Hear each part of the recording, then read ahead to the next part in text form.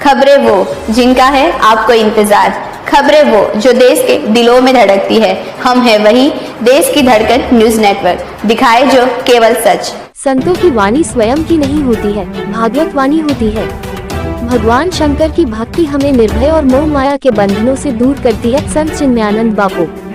संतों की वाणी संत की नहीं होती है, वह भगवत वाणी होती है। भागवत कथा को ध्यान से सुनना चाहिए। संत भगवत विषयक बात करते हैं।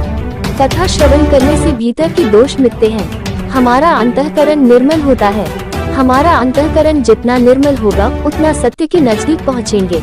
हमारा अंतरण बहुत मालिन हो गया है, इसलिए अंदर बैठे भगवान का अनुभव नहीं होता। हमारे शरीर में आनंद स्वरूप परमात्मा विद्यमान है। परमात्मा सर्वत्र है, हमारे भीतर है, फिर भी हम दुखी होते हैं। ऐसा कोई स्थान नहीं है जहाँ भगवान न हो, हम अनुभव नहीं कर पाते हैं। हमारे अंदर के ज्ञान का जो प्रकाश है वही ब्रह्म है। यह उद्गार चिन्मयानंद जी महाराज ने भवानी माता मंदिर प्रांगण में आयोजित शिव पुराण कथा के 6वें दिवस व्यक्त करते हुए कही।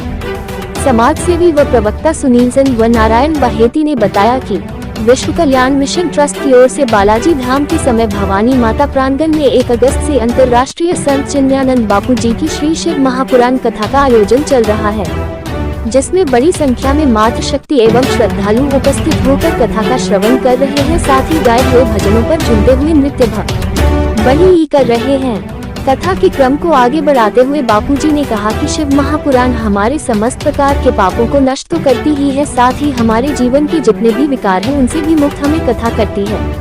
भगवान शंकर की भक्ति हमें निर्भय और मोह माया के बंधनों से दूर करती है और जीवन में कोई भी मुकद्दर का हुआ संकट भी भगवान शंकर दूर कर सकते हैं, क्योंकि ब्रह्मांड में भोलेनाथ ही एक ऐसी दिव्य शक्ति है जो हमारे होनी को भी मिटा सकते हैं। परमात्मा को खोजने दर्शन करने हम काशी मथुरा महाकाल जाना चाहिए, क्योंकि यह तीर्थ स्थान है, लेकिन परमात्मा हमारे अंदर ही मौजूद है। हम अच्छे भाव से परमात्मा के नित्य दर्शन कर सकते हैं। बापू ने कहा कि ऋषि मार्कंडेय ने शिवलिंग की पूजा की और उनकी 5 वर्ष की आयु को भी भोलेनाथ ने दूर कर दिया और उनको दीर्घायु का आशीर्वाद दिया। सिर्फ भोलेनाथ की आराधना करने से व्यक्ति को दीर्घायु और पापी से पापी व्यक्ति को भी नरक में जाने से भोलेनाथ बचाकर अपने धाम में वास देते हैं।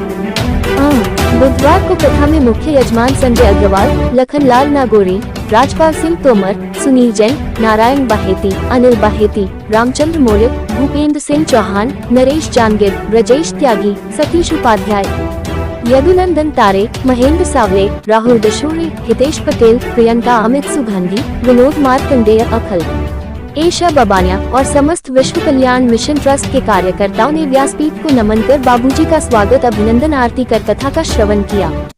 देश की धड़कन न्यूज के लिए खंडवा से नारायण प्रजापति की रिपोर्ट। तो कई बार आप आ चुके हैं और इस बार जो कथा चल रही है शिव की महिमा, बहुत ही अच्छा आपका वो है, अलग अलग प्रसंगों को बहुत अच्छा समझा रहा है।